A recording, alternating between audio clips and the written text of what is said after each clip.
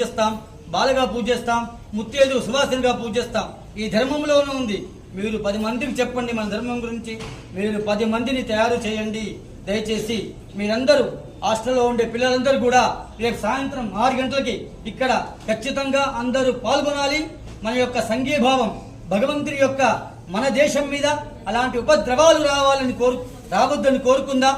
అలాంటి దుష్ట శక్తులని సంహరించే శక్తిని మన ఆర్మీకి, మన జవాన్లకి, మన ప్రభుత్వానికి ఇవ్వాలని కోరుకుందాం.